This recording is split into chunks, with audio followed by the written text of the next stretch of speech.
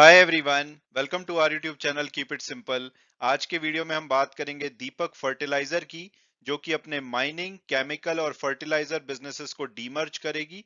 तो आज के वीडियो में हम इस टॉपिक को बहुत ही आसान भाषा में समझेंगे और साथ में ये भी बात करेंगे कि क्या करंट प्राइस पे आपको दीपक फर्टिलाइजर का शेयर लेना चाहिए या नहीं। और आगे बढ़ने से पहले अगर आपने अभी तक चैनल को सब्सक्राइब नहीं किया है तो प्लीज सब्सक्राइब करके हमें मोटिवेट कीजिए। तो सबसे पहले अगर हम कंपनी ओवरव्यू और जो आज की डेट में कंपनी का जो स्ट्रक्चर है उसके बारे में अगर बात करें, तो जब आप दीपक फर्टिलाइजर बोलते हैं, इस कंपनी का शेयर लेते हैं, तो आप इस डीएफपीसीएल कंपनी के शेयर में इन्वेस्ट करते हैं, जिसका कि पूरा नाम है Deepak fertilisers and petrochemical corporation limited. और ये भारत की लीडिंग मैन्युफैक्चरर है इंडस्ट्रियल केमिकल और फर्टिलाइजर की। और उसके बाद अगर आप इसके नीचे जाएंगे यानी कि होली ओन्ड सब्सिडरी कंपनीज को देखेंगे, तो आपको एक एसटीएल दिखेगी, जो कि जिसका की फुल फॉर्म है स्मार्ट केम टेक्नोलॉजीज लिमिटेड। और ये जो कंपनी है, ये फर्टिलाइजर मैन्युफैक्चरिंग का काम करती है, जो कि इनका फ्लैगशिप ब्रांड है महाधन। अगर आप फर्टिलाइजर से रिलेटेड किसी काम में है तो आप डेफिनेटली इस ब्रांड को जानते होंगे। इसके अलावा ये टेक्निकल जो एमोनियम नाइट्रेट होता है, ये जो टैन बिजनेस है, इसको मैन्युफैक्चर करती है। उसके अलावा अमोनिया की ये प्रोडक्शन करते हैं, जो कि फर्टिलाइजर और केमिकल दोनों के लिए रॉ मटेरियल की तरह यूज होता है।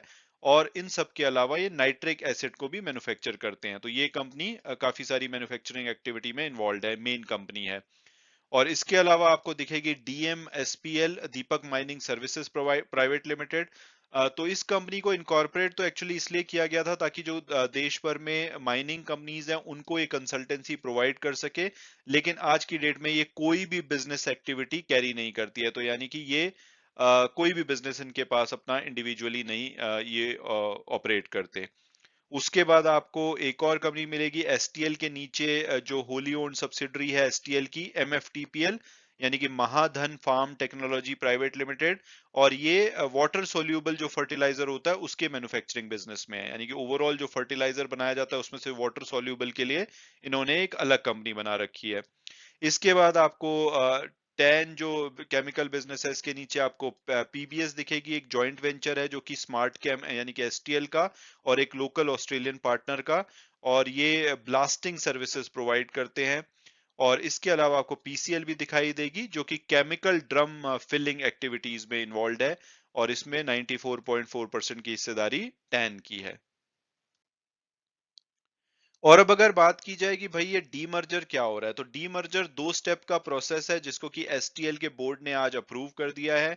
तो इसमें सबसे पहले तो जो टैन बिजनेस है, यानी कि जो माइनिंग केमिकल का बिजनेस है, ये पूरा का पूरा जो हिस्सा है, ये यहां से हट करके इस कंपनी में चला जाएगा। तो अगर आप नया स्ट्रक्चर देखेंगे दीपक फर्टिलाइजर का, तो उसके नीचे आपको ये कंपनी दिखेगी जो कि पहले भी थी। और इसके नीचे जो टैन एसटीएल से हट करके इधर आ जाएगा, यानी कि एसटीएल से डीमर्ज होकर के अब ये डीएमएसपीएल के अंडर आ जाएगा।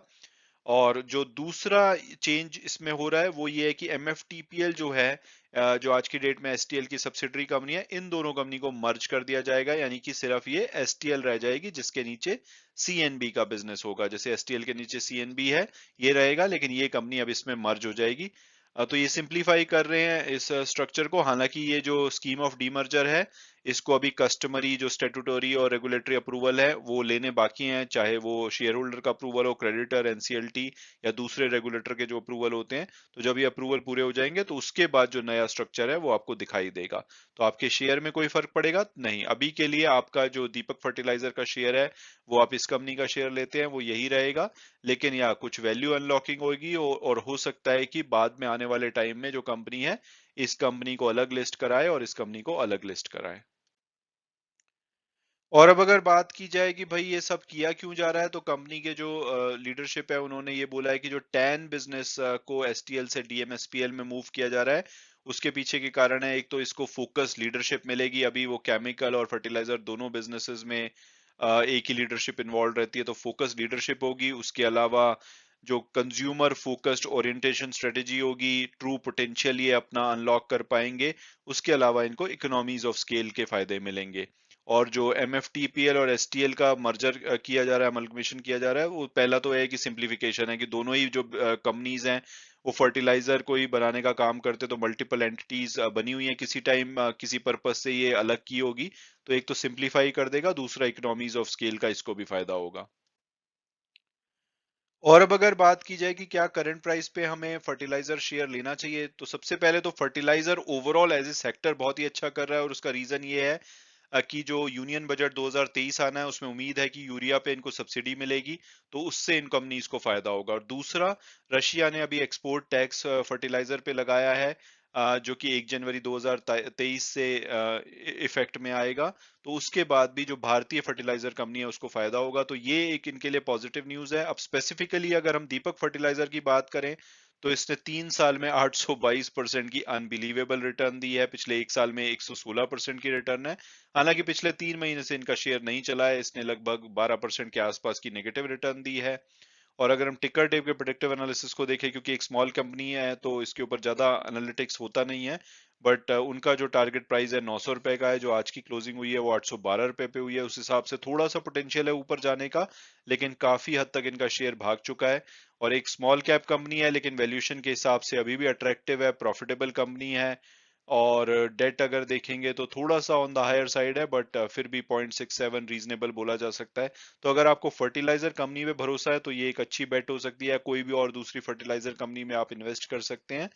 अदरवाइज आप लॉन्ग टर्म के लिए किसी भी गिरावट पे आप इसमें ले सकते हैं, क्योंकि अभी भी इसमें पोटेंशियल है कि ये ऊपर जा सकती है। और वीडियो क्लोज करने से पहले अगर बात की जाए कि भाई क्या कल इसका शेयर ऊपर जाएगा, तो डिपेंड करता है कि भाई ये वैल्यू अनलॉकिंग की तो न्यूज है, तो पॉजिटिव न्यूज है, तो अगर मार्केट सेंटीमेंट अच्छा होता है तो शायद इनका शेयर कल पॉजिटिवली रिएक्ट करे। बाकी शेयर मार्केट में शेयर पर्टिकुलर न्यूज पे कैसे रिएक्ट करता है वो बताना बहुत ही मुश्किल है, तो देखना होगा, बट ओवरऑल कंपनी के लिए पॉजिटिव न्यूज है। अदरवाइज जहां तक शेयर खरीदने का सवाल है, तो जो भी मेरे व्यूज है वो पर्सनल है, अगर आप किसी भी शेयर में इन्वेस्ट करना चाहते हैं तो अपनी फर्दर रिसर्च के बेसिस पे ही कीजिए। Thanks so much for watching the video and God bless you all.